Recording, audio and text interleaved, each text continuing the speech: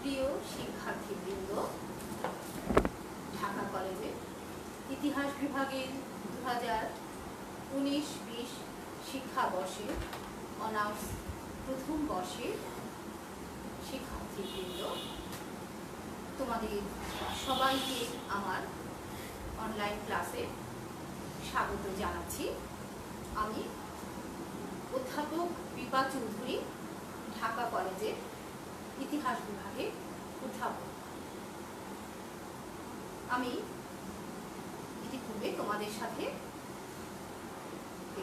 দুটো ক্লাস নিয়েছি। তোমাদের সাথে আমার একটু মাঝখানে বেশ বিরতি দিয়েই ক্লাসগুলো করছি রুটিনে। আশা করছি তোমরা সবাই সুস্থ এবং সুন্দর আছো এবং যেখানেই আছো তোমরা স্বাস্থ্যবিধিগুলো মেনে চলছ। আমি তোমাদের সাথে যে অধ্যায়টা নিয়ে আলোচনা শুরু করেছিলাম গত দুটো ক্লাসে, এটা ধারাবাহিকতা চলেছে, আজকেও সেটা আমি শেষ দিক করবো আশা করছি। আমাদের শিরোনামটি ছিল পাকিস্তান, রাষ্ট্রীয় কাঠামো এবং বৈষম্য।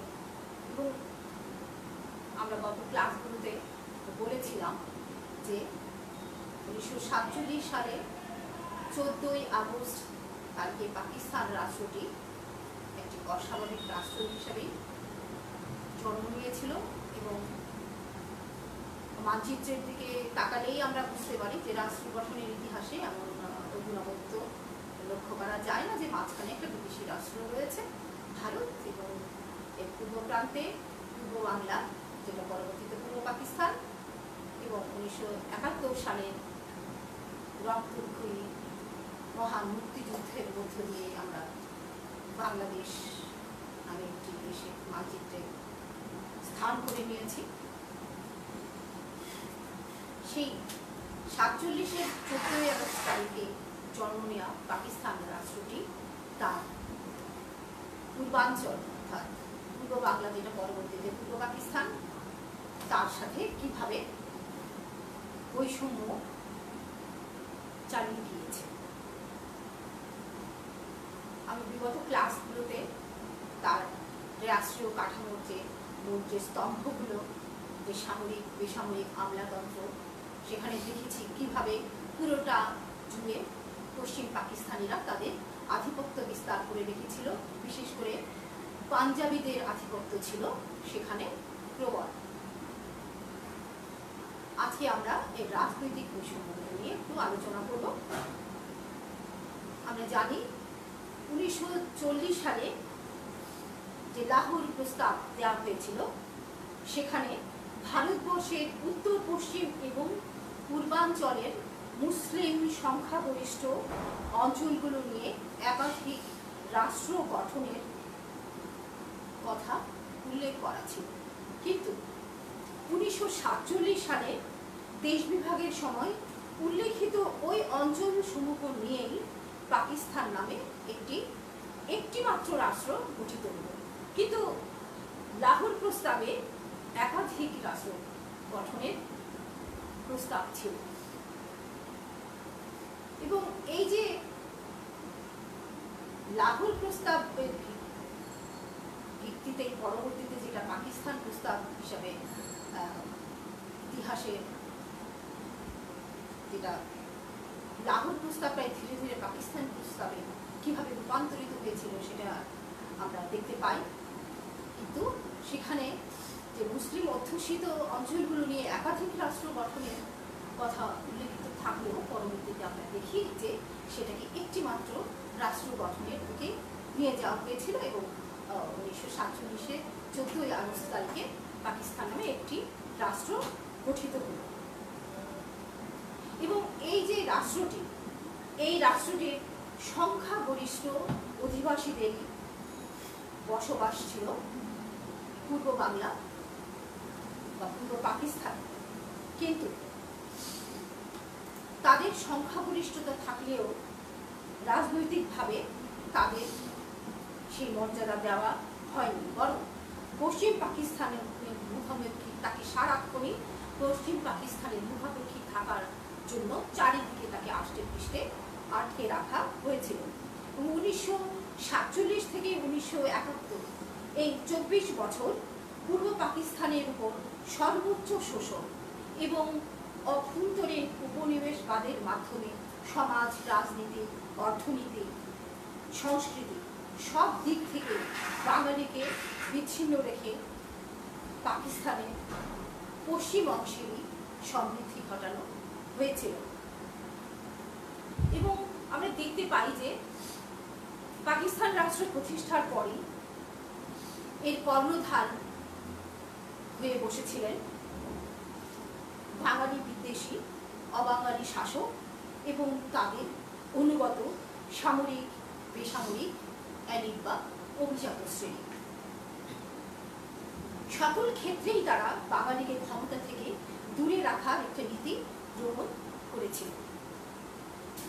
পাকিস্তানের জনসংখ্যার প্রায় 56% বাঙালি হলেও একমাত্র হোসেন শহীদ সরওয়ার্দীর আমল ছাড়া কেন্দ্রীয় মন্ত্রিসভায় বাঙালিদের প্রতিনিধিত্ব 25 থেকে 47-এর বেশি কখনোই অতিক্রম করতে পারেনি।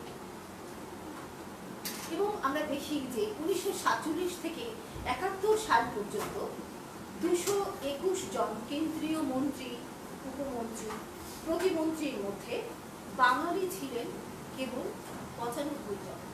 খেয়াল করেন যে এই 24 বছরে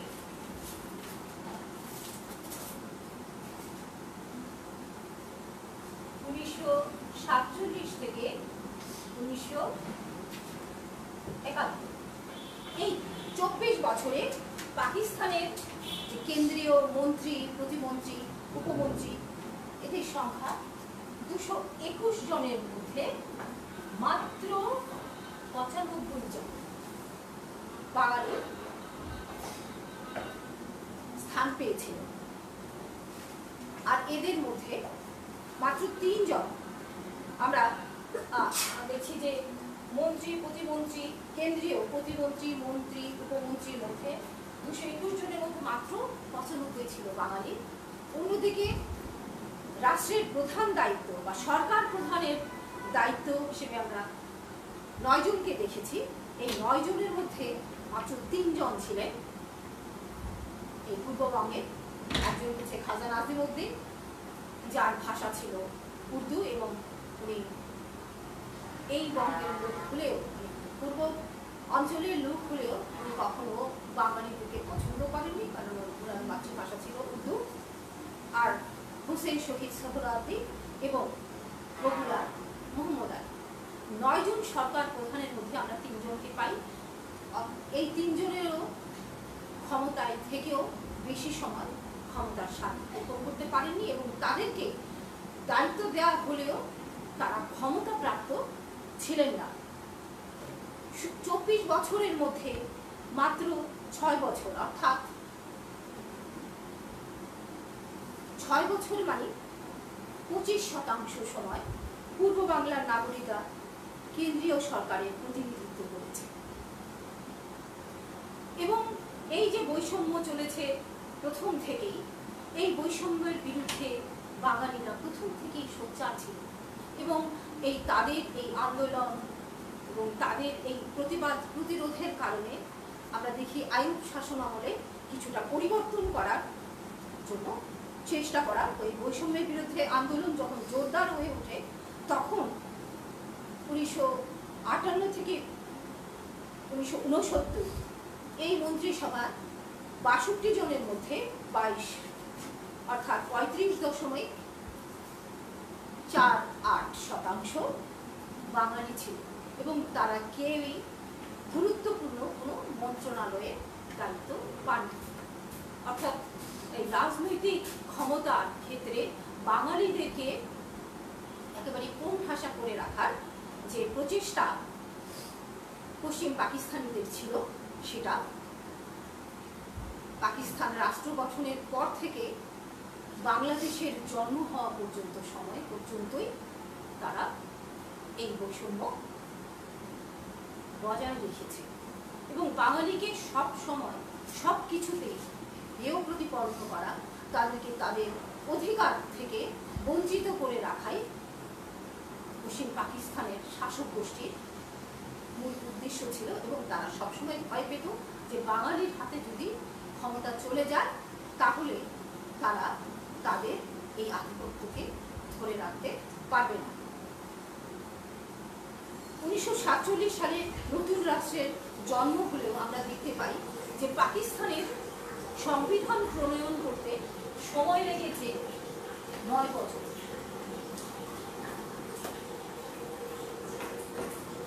দেখো যে পাকিস্তানের সংবিধান প্রণীত হয়েছিল 1956 সালে, আর আমাদের স্বাধীনতার 1 বছরের মধ্যেই আমরা বিশ্বের অন্যতম শ্রেষ্ঠ সংবিধান হিসাবে একটি সংবিধান 1 বছরের মধ্যেই পেয়ে গিয়েছি।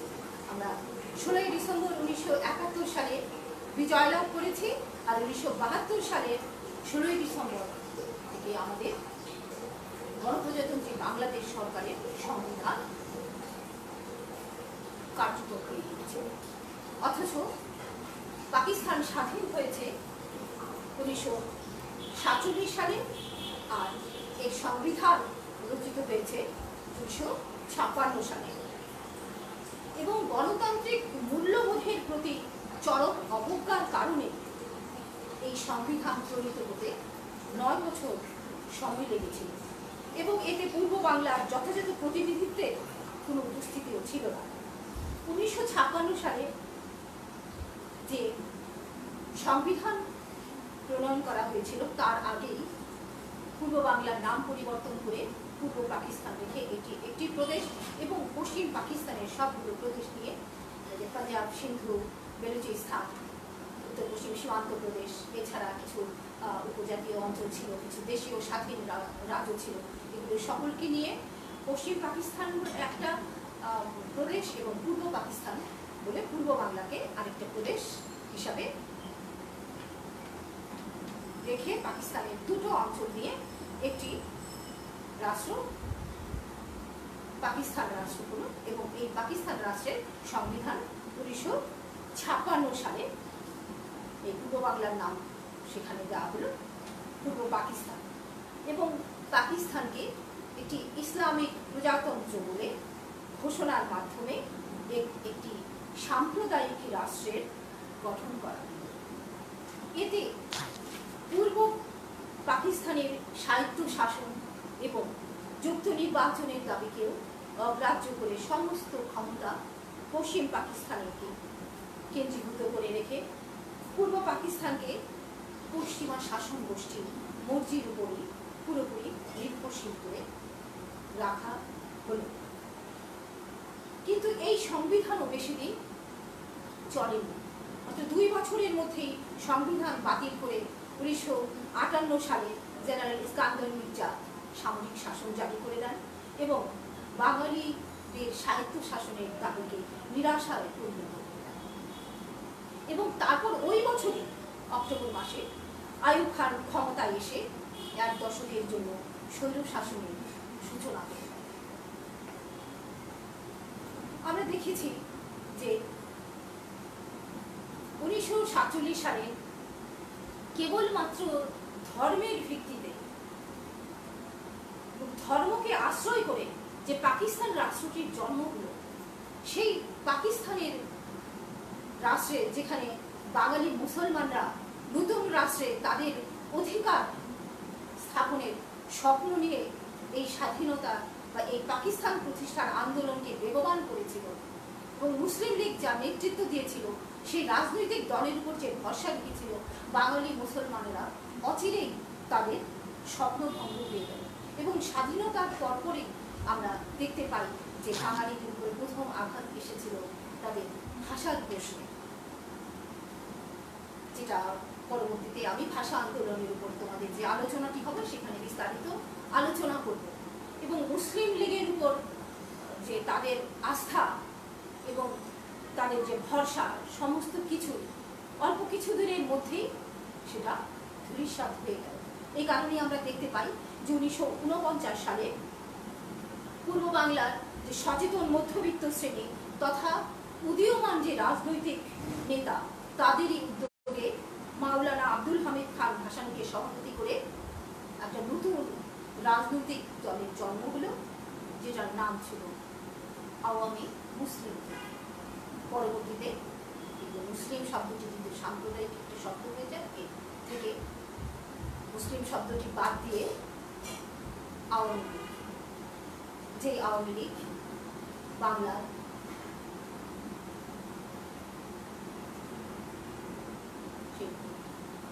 ভাষা আন্দোলন, 54 যুক্ত ফ্রন্টের নির্বাচন, 62 ছাত্র আন্দোলন, 1966 6 দফা আন্দোলন, 69 গণ অভ্যুত্থান, 70 নির্বাচন এবং 71 মুক্তিযুদ্ধে নেতৃত্ব দেওয়া রাজনৈতিক দলটি বাংলাদেশ আওয়ামী লীগ, সেটি 1949 সালের 23শে জুন তাকে আওয়ামী মুসলিম লীগ নাম নিয়ে পাকিস্তানের যে পাকিস্তান স্বপ্ন পূরণ করার যে মুসলিম লীগ, সেই মুসলিম লীগের সমান্তরালে একটি রাজনৈতিক দল গঠিত এবং খুব অল্প দিনের মধ্যে এই রাজনৈতিক দলটি একটি শক্তিশালী রাজনৈতিক দলে পরিণত হয়েছিল।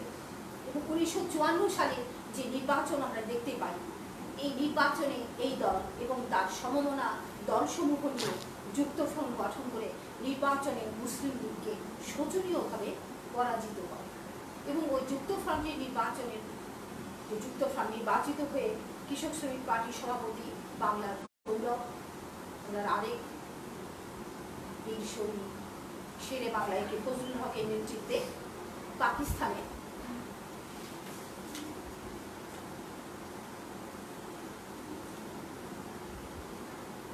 জন্য একটি মন্ত্রিসভা গঠন করা হলো শেরে বাংলা একে ফজলুল হকের নেতৃত্বে। কিন্তু পশ্চিম পাকিস্তানি শাসক গোষ্ঠী এই সরকারকে সফল হতে দেয়নি। মাত্র 2 মাসের মধ্যেই মন্ত্রিসভাকে বাতিল করে পূর্ব বাংলায় কেন্দ্রের শাসন প্রতিষ্ঠা করা।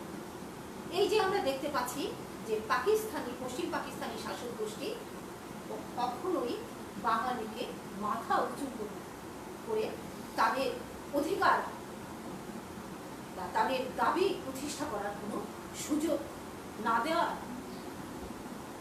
তাদের যে প্রচেষ্টা সেটা তারা প্রথম থেকেই চালিয়ে এসেছে। 1956 সালে আমরা দেখতে পাই যে সেপ্টেম্বর মাসে আওয়ামী লীগের প্রধান, সেই সময়কার তদানীন্তন আওয়ামী লীগ প্রধান হোসেন শহীদ সোহরাওয়ার্দীর নেতৃত্বে কেন্দ্রীয় কোয়ালিশন মন্ত্রিসভা গঠিত হয়েছিল। কিন্তু এই মন্ত্রিসভাও 13 মাসের মধ্যেই ভেঙে দেওয়া হয় এবং বিভিন্ন রকম রাজনৈতিক অঘটন ঘটিয়ে এবং রাজনৈতিক বিশৃঙ্খলার কারণ দেখিয়ে প্রেসিডেন্ট ইস্কান্দার মির্জা আইন শৃঙ্খলার চরম অবনতির কথা বলে উনি 1958 সালের 7 অক্টোবর তারিখে সামরিক শাসন জারি করলেন। এই যে পাকিস্তানের সামরিক শাসন শুরু হলো, এটা একেবারে চলেছে 1971 সালে মহান মুক্তিযুদ্ধ এবং আমাদের জাতির জনক বঙ্গবন্ধু শেখ মুজিবুর রহমান, যিনি 1969-এর 23শে ফেব্রুয়ারি তারিখে বঙ্গবন্ধু উপাধি পেয়েছিলেন এবং আমরা দেখতে পাই যে তারই নেতৃত্বে 1966 সালে যে 6 দফা দাবি দেওয়া হয়েছিল, যেটা পরবর্তীতে 1 দফায় পরিণত হয়েছিল, সেই আলোচনা ধারাবাহিকভাবে আসবে। এখন আমরা আলোচনা এই পর্যায়ে বলতে চাই যে পশ্চিম পাকিস্তানি শাসক গোষ্ঠী স্বাধীনতার স্বপ্ন দেখিয়ে, অধিকার আদায়ের স্বপ্ন দেখিয়ে বাঙালি মুসলমানকে কিভাবে ধোঁকা দিয়েছে এবং বাঙালি মুসলমান কখনো নিজেদেরকে সাম্প্রদায়িকতার মধ্যে আবদ্ধ রাখে। আমাদের এই অঞ্চলের যে অসাম্প্রদায়িক যে চেতনা, সেটা আমাদের হাজার বছরের ঐতিহ্য, এটা আমাদের সংস্কৃতির অংশ। বাঙালি কখনো ধর্মকে তার রাজনীতির মধ্যে নিয়ে আসেন এই বাংলায় বিভিন্ন সময় বিভিন্ন ধর্মের লোক শাসন করেছে, কিন্তু কখনো রাজার শাসন, রাজার ধর্মকে জনগণের উপরে চাপিয়ে দেওয়ার চেষ্টাকেও যেমন জনগণ মেনে নেয়নি, এবং জনগণও কখনো রাষ্ট্রের রাজার ধর্মকে নিজের ধর্ম সাথে কখনো এক করে ফেলেনি। অর্থাৎ ধর্ম এবং রাজনীতি এর দুটো জিনিস যে আলাদা, এটা বাঙালির হাজার বছরের যে ঐতিহ্য, তার যে সংস্কৃতি, তার যে চেতনা রয়েছে, তার মধ্যে এর বীজ রোপিত রয়েছে। আর পাকিস্তান নামক রাষ্ট্রটি এই সাম্প্রদায়িকতারই বীজ বুনেছিল। আমরা দেখতে পাই যে পাকিস্তান রাষ্ট্রের 1947 থেকে 71 পর্যন্ত যখনই বাঙালিরা একটু ক্ষমতার স্বাদ পাওয়ার পর্যায়ে গিয়েছে, তখনই তাদের উপরে খড়গ নেমে এসেছে। বঙ্গবন্ধুর 7ই মার্চের সে ঐতিহাসিক ভাষণে আমরা তার একটা খুব সুন্দর বর্ণনা পাই। এই কারণে ওনাকে বলা হয় যে রাজনৈতিক কবি, মানে একদম কবিতার মতো করে মনে হচ্ছে যেন ছন্দে ছন্দে বাঙালির 23 বছরের 24 বছরের ইতিহাসকে আমাদের সামনে কিভাবে উপস্থাপন করেছেন এবং সমস্ত বিশ্বকে জানিয়ে দিয়েছিলেন এই এক ভাষণের মাধ্যমে যে বাঙালির বাঁচার দাবি কোনটি এবং বাঙালিকে কেন এখন ধীরে ধীরে তাদের অধিকার বঞ্চিত হয়ে স্বাধীনতার স্বপ্ন দেখতে হয়েছে। তারা বিভিন্ন সময় তাদের অধিকার যখনই চেয়েছে তখনই তাদেরকে টুটি চেপে ধরা হয়েছে। এবং আমরা দেখতে পাই যে 1958 সালে ইস্কান্দার মির্জা যে সামরিক শাসন জারি করলেন, সেই সামরিক শাসনের কিছুদিনের মধ্যেই আইয়ুব খান চলে আসলেন এবং উনি প্রধান সামরিক আর প্রশাসক হলেন এবং পরবর্তীতে 3টি নির্বাচন নাম প্রহসন করে কিভাবে মানুষকে মৌলিক গণতন্ত্রের নামে ধোঁকা দিয়েছেন এবং মৌলিক গণতন্ত্রের নামে পূর্ব পাকিস্তানে গণতন্ত্র লোকদেরকে ভোটাধিকার থেকে বঞ্চিত করেছেন। 1962 সালে পূর্ব পাকিস্তানের নেতৃবৃন্দের মতামত ছাড়া তিনি একটি অগণতান্ত্রিক শাসনতন্ত্র চাপিয়ে দেন এবং তিনবার উনি নির্বাচনের নামে প্রহসন করেছেন। এবং বাঙালিদের এই পটভূমিতেই 1966 সালে পূর্ব বাংলার সাহিত্য শাসনের দাবি প্রকট হয়ে উঠেছিল এবং বঙ্গবন্ধু যে 6 দফা দাবি দিয়েছিলেন, সেই 6 দফা দাবি প্রত্যেকটা দাবি ছিল বাঙালির বাঁচার দাবি। এই জন্য এটাকে বাঙালির ম্যাগনা কার্টা বলা হয় এবং মুক্তির সনদ বলে আখ্যায়িত করা হয়। এবং আইয়ুব খান এই 6 দফা দাবিকে কঠোর হস্তে দমন করার জন্য একটার পর একটা কর্মসূচি নিয়েছেন এবং তারই প্রেক্ষিতে উনি শেখ মুজিবুর রহমানকে প্রধান আসামি করে এবং 35 জনকে তার সাথে যুক্ত করে দিয়ে যে মামলা জারি করেছিলেন, যেটা ঐতিহাসিক আগরতলা মামলা। পরবর্তীতে একটা ষড়যন্ত্র মামলা ছিল, সেটা প্রমাণিত হয়েছে। কিন্তু এইসব ষড়যন্ত্র করেও পশ্চিম পাকিস্তানি শাসক গোষ্ঠী তাদের শেষ রক্ষা করতে পারেনি। এতে বরং আন্দোলন আরো বেগবান হয়েছে এবং পরবর্তীতে এই 6 দফা দাবি এবং ছাত্রদের আরো 11 দফা দাবি মিলে এই দাবি গণ আন্দোলনে রূপ নিয়েছিল এবং 1969 সালে আইয়ুব খান গণ আন্দোলনের মুখে পদত্যাগ করতে বাধ্য হয়েছিলেন। উনি পদত্যাগ করে আবারও আরেকজন সামরিক শাসক ইয়াহিয়া খানের কাছে ক্ষমতা হস্তান্তর করেছিলেন। পরবর্তীতে এই সামরিক শাসক ইয়াহিয়া খান জনগণের দাবির মুখে সার্বজনীন ভোটাধিকারের ভিত্তিতে নির্বাচন দিতে বাধ্য হয়েছিলেন এবং 1970 সালের ডিসেম্বর মাসে সেই ঐতিহাসিক নির্বাচনেও বাঙালি কেন্দ্রীয় এবং প্রাদেশিক পরিষদের নির্বাচনে বিপুল ভোটে জয়লাভ করেও তারা ক্ষমতা বসতে পারেন এবং তারই ফলশ্রুতিতে আমরা দেখতে পাই যে ধীরে ধীরে কিভাবে যে 1 মার্চ থেকে শুরু করে একটার পর একটা বাহানা করেছে যে জাতীয় পরিষদের অধিবেশন বসবে, কিন্তু জুলফিকার আলী ভুট্টো যিনি পাকিস্তান পিপলস পার্টির প্রধান ছিলেন, ওনার এই পরামর্শে ইয়াহিয়া খান একটার পর একটা অজুহাত তৈরি করছেন এবং এদিকে বাঙালিরাও বঙ্গবন্ধু শেখ মুজিবের নেতৃত্বে তাদের আন্দোলনকে ক্রমশ জোরদার করে নিয়ে স্বায়ত্ত শাসনকে শেষ পর্যন্ত স্বাধীনতার দাবিতে রূপান্তর করেছে। এবং এই যে 70-এর নির্বাচনে বাংলার তৎকালীন পূর্ব পাকিস্তান আওয়ামী লীগ নিরঙ্কুশ সংখ্যাগরিষ্ঠতা পেয়েও তারা ক্ষমতায় যেতে পারে, বরং টাল বাহানা করে ইয়াহিয়া খান 25শে মার্চ সে কুখ্যাত অপারেশন সার্চলাইট নামে যে ষড়যন্ত্রের জাল বুনেছিল নিরীহ বাঙালির উপর 25শে মার্চ অতর্কিত হামলা এবং ধ্বংসাযজ্ঞের মাধ্যমে বাঙালির জাতীয়তাবাদকে যে টুটি চেপে ধরতে চেয়েছিলেন, তাতে বোঝা যাচ্ছে পাকিস্তান রাষ্ট্রীয় কাঠামোর মধ্যে কিভাবে বাঙালিকে দাবিয়ে রাখা হয়েছিল এবং এই দাবিয়ে রাখার চেষ্টা শেষ পর্যন্ত ব্যর্থ হয়েছে। কিন্তু মুসলিম লীগ পাকিস্তানে মুসলমানদের সবার অধিকার সমান থাকবে সেই স্বপ্ন দেখিয়ে যে নতুন রাষ্ট্রটি গঠন করেছিল, যেখানে এই অঞ্চলের সবাই তাদের অধিকার সমানভাবে পাবে, বরং সংখ্যাগরিষ্ঠ হিসাবে পূর্ববঙ্গের জনগণের বেশি অধিকার পাওয়ার কথা ছিল। কিন্তু বাস্তব ক্ষেত্রে সংখ্যাগরিষ্ঠতা দূরে থাক, তাদেরকে ন্যূনতম অধিকারও দেওয়া হয়নি।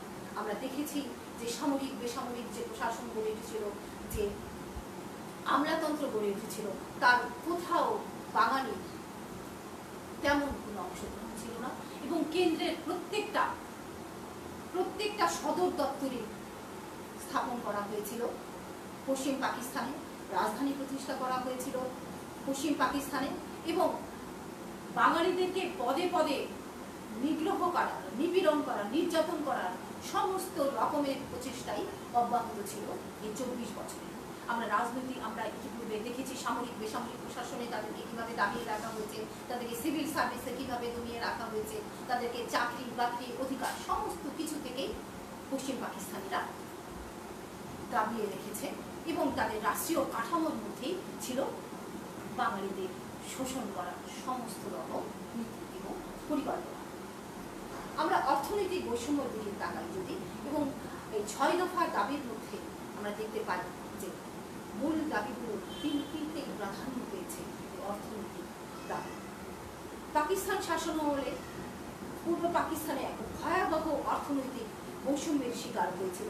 এই কারণে অর্থনৈতিকভাবে পূর্ব পাকিস্তান কখনোই স্বয়ংসম্পূর্ণ হতে পারেনি। প্রাদেশিক সরকারের হাতেই কোনো মুদ্রা ব্যবস্থা কিংবা অর্থনৈতিক নিয়ন্ত্রণের কোনোই ক্ষমতা ছিল না। স্টেট ব্যাংক সহ সমস্ত ধরনের ব্যাংক, বীমা, বাণিজ্যিক প্রতিষ্ঠান, সরকারি বেসরকারি প্রতিষ্ঠানের প্রধান দপ্তর, বিদেশি মিশনের প্রধান দপ্তরগুলো ছিল পশ্চিম পাকিস্তানে। ফলে অবাধ অর্থ পাচারের সমস্ত পথ সহজ হয়ে যায়। এই অঞ্চলের অর্থ যোগানের বিষয়টি ছিল পশ্চিম পাকিস্তানের দয়ালু। তারা দয়া করে যদি আমাদেরকে কিছু সাহায্য করত, তাহলে সেটুকু দিয়েই আমাদের চলতে হতো। উদ্বৃত্ত যে অর্থ, সেই অর্থের সঞ্চয় পশ্চিম পাকিস্তানে জমা থাকত। এ কারণে এখানে কোনো মূলধন গড়ে ওঠেনি এবং যে আভ্যন্তরীণ উপনিবেশবাদের যত রকমের নীতি বা যত রকমের যে পরিকল্পনা আছে, সব কিছু পূর্ব পাকিস্তানের উপর আরোপ করা হয়েছিল এবং একে পশ্চিম পাকিস্তানের ব্যবসা বাণিজ্যের একটা কাঁচামালের যোগান ক্ষেত্র হিসাবে পরিণত করা হয়েছিল। এই কারণে আমরা দেখেছি যে প্রথম থেকে এই অঞ্চলের মানুষের যে শোষণ বঞ্চনা, এই শোষণ বঞ্চনা শেষ পর্যন্ত তারা অব্যাহত রেখেছে এবং বাঙালিরাও তাদের দাবি এবং অধিকার আদায়ের ব্যাপারে 24 বছর তাদের সংগ্রাম চালিয়ে গিয়েছে এবং সেই সংগ্রামের ফসল আমাদের আজকে এই বাংলাদেশ। পাকিস্তানের রাষ্ট্রীয় কাঠামো সকল ক্ষেত্রে আমরা দেখতে পাই যে পরবর্তীতে তারা সাংস্কৃতিক ক্ষেত্রে কিভাবে আমাদের উপর আগ্রাসন চালিয়েছে, তারা আমাদের ভাষার উপর আক্রমণ চালিয়েছে, তারা এখানে বাংলা ভাষাকে উর্দু হরফে কিভাবে বাংলা লেখা যায়, পরবর্তীতে গ্রিক হরফে বাংলা লেখার চেষ্টা চালিয়েছে। এখানে রবীন্দ্রনাথকে নিষিদ্ধ করা হয়েছে, রবীন্দ্রসঙ্গীতকে নিষিদ্ধ করা হয়েছে, নজরুলের সাহিত্যের উপর আক্রমণ করেছে। আমাদের যে রণসঙ্গীত, সেই রণসঙ্গীতের একটা লাইন খুঁজে আছে, নবনবীনের গাহিয়া গান সজীব করিব মহাশ্মশান, এটাকে সজীব করিব পুরস্থান। কি হাস্য বল। পাকিস্তানের মুনায়েম খান কুখ্যাত, উনি একসময় বললেন যে রবীন্দ্রসঙ্গীত যদি এত প্রিয় হয়ে থাকে তো বাংলাদেশের বুদ্ধিজীবীরা কিছু রবীন্দ্রসঙ্গীত লিখে রাখেন। কতটা নির্বোধ হলে এই ধরনের কথা তিনি বলতে পারেন যে রবীন্দ্রসঙ্গীত লিখবে অন্য কেউ। মানে কোনো একটা রচনার মৌলিক যে দিকটা, এটা সম্পর্কে তার ন্যূনতম যদি কোনো ধারণা থেকে থাকে তাহলে এই ধরনের অর্বাচীনের মতো কথাবার্তা বলা কতটা নির্বোধের পরিচয়, এটা বলাই বাহুল্য। তো আমরা দেখতে পাই যে পাকিস্তানের রাষ্ট্রীয় কাঠামোর মধ্যে পূর্ব পাকিস্তানকে পদে পদে নিপীড়ন করা, নির্যাতন করা এবং তাদের অধিকার থেকে বঞ্চিত করার যে প্রচেষ্টা, সেটা পশ্চিম পাকিস্তানিরা সবসময় অব্যাহত রেখেছে। ফলে যত দাবিয়ে রাখতে চেয়েছে ততই বাঙালি মাথা উঁচু করে বাঁচার, তাদের অধিকার আদায়ের লড়াইয়ে সামিল হয়েছে এবং শেষ পর্যন্ত আমাদের জাতির পিতা বঙ্গবন্ধু শেখ মুজিবুর রহমানের নেতৃত্বে 9 মাসের রক্তক্ষয়ী যুদ্ধের মাধ্যমে আমরা অর্জন করেছি আমাদের প্রান্তিক মাতৃভূমি বাংলাদেশকে। আমি আগামীতে তোমাদের সাথে সেই বিষয়েও আলোচনা করব। আর পাকিস্তান, পশ্চিম পাকিস্তান পূর্ব পাকিস্তানকে কিভাবে সব দিক থেকে শোষণ বঞ্চনা করেছে তার কিছু পরিসংখ্যান এই যে দুটো বইয়ের নাম আমি দিয়েছিলাম সেখানে তোমাদের সারণীগুলো দেওয়া আছে। সেই সারণীগুলোতে তোমরা দেখতে পাবে যে অর্থনৈতিক ক্ষেত্রে পাকিস্তানের যে 3টি পঞ্চবার্ষিকী পরিকল্পনা হয়েছিল, সেই পঞ্চবার্ষিকী পরিকল্পনাগুলোতে কীভাবে বাংলাদেশের অধিকারগুলো থেকে তাদেরকে সেই পরিকল্পনার মধ্যেও কিভাবে বৈষম্য করে রাখা হয়েছে, শিক্ষাক্ষেত্রে কিভাবে বৈষম্য করা হয়েছে, পাকিস্তানের পশ্চিমাঞ্চলে যেভাবে শিক্ষা প্রতিষ্ঠান গড়ে উঠেছে, পূর্বাঞ্চলে সবার জন্য যে শিক্ষা বা সবার জন্য বাধ্যতামূলক প্রাথমিক শিক্ষা বা প্রাথমিক বিদ্যালয় কোনো ধরনের কোনো সুযোগ সৃষ্টি করা হয়নি। পদে পদে তাদের, কারণ তারা বুঝতে পেরেছে যদি এই অঞ্চলের মানুষ শিক্ষিত হয়ে যায় তাহলে তারা আরও বেশি অধিকার সচেতন হবে এবং তাদেরকে কি কোনোভাবেই যেন জাগ্রত করার যত রকমের, তাদেরকে দাবিয়ে রাখার যত ধরনের চেষ্টা সেগুলি তারা এই 47 থেকে 71 পর্যন্ত বলবৎ রেখেছে এবং তাদের রাষ্ট্রীয় কাঠামো